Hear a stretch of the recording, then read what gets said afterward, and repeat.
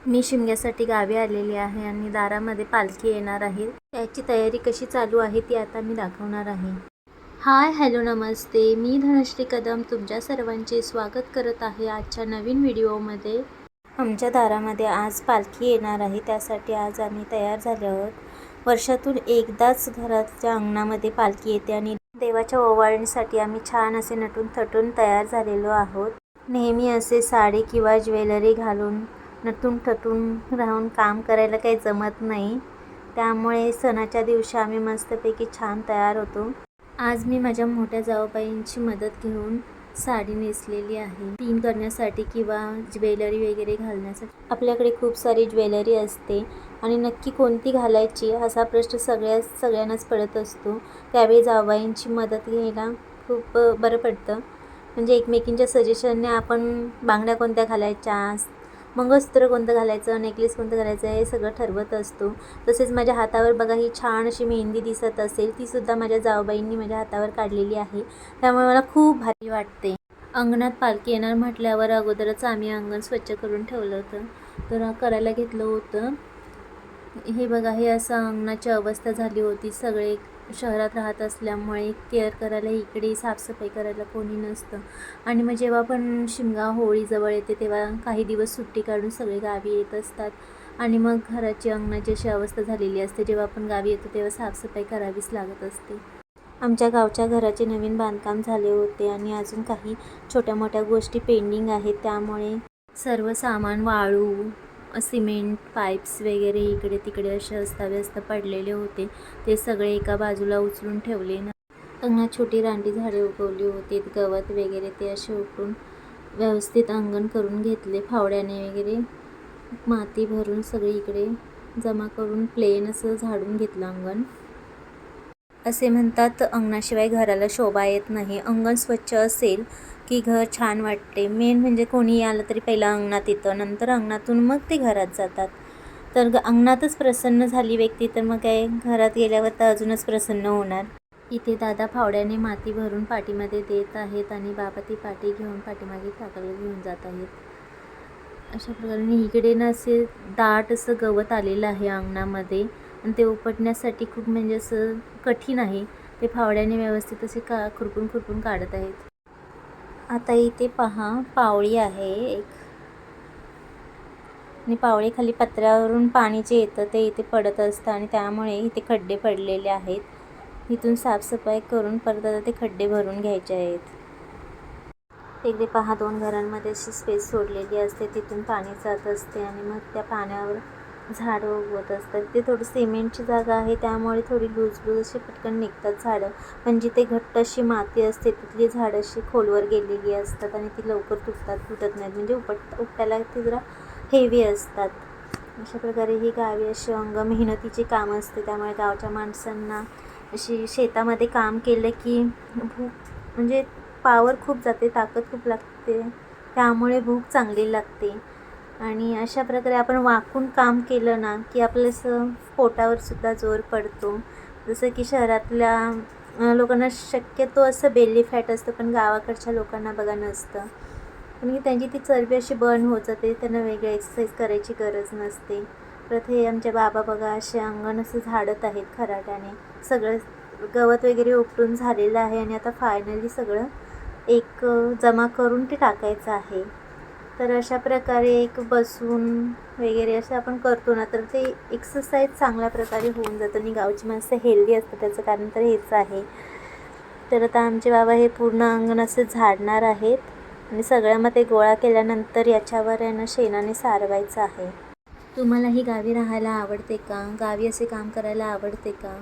गावची हवा एकदम शुद्ध असते, भाजीपालासुद्धा एकदम चांगला असतो, ताजा तवाना आणि आरोग्यासाठी चांगलंच असतं.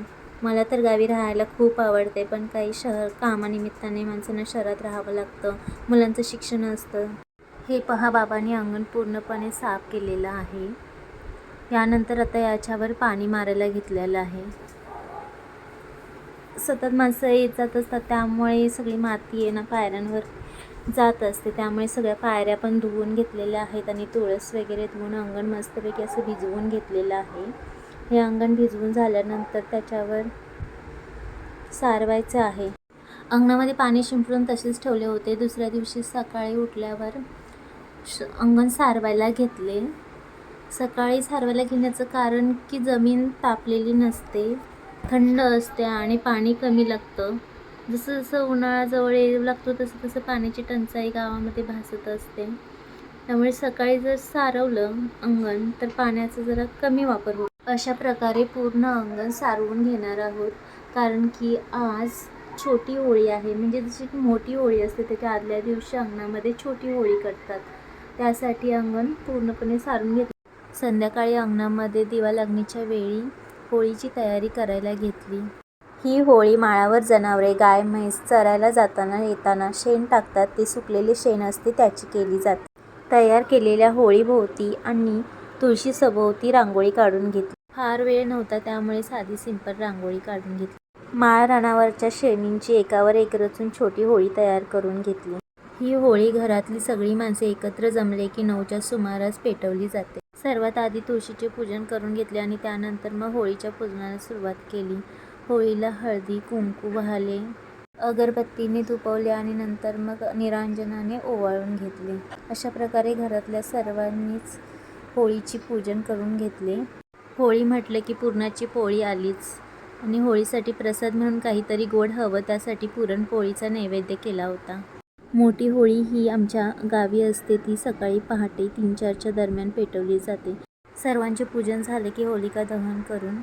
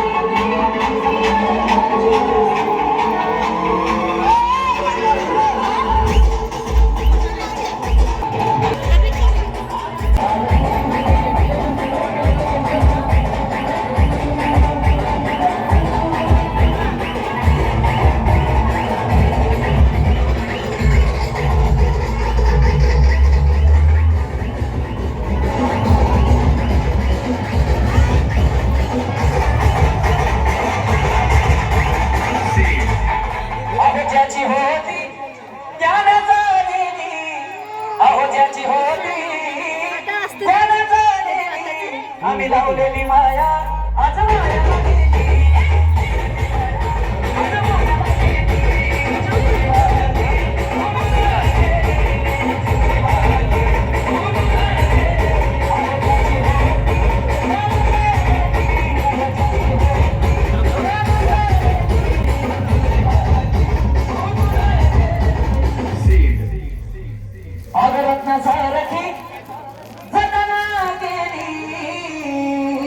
काढू नको व्हिडिओ आपल्याला जायचं ना, बाहेर पडतो ना, आता ठेवतो.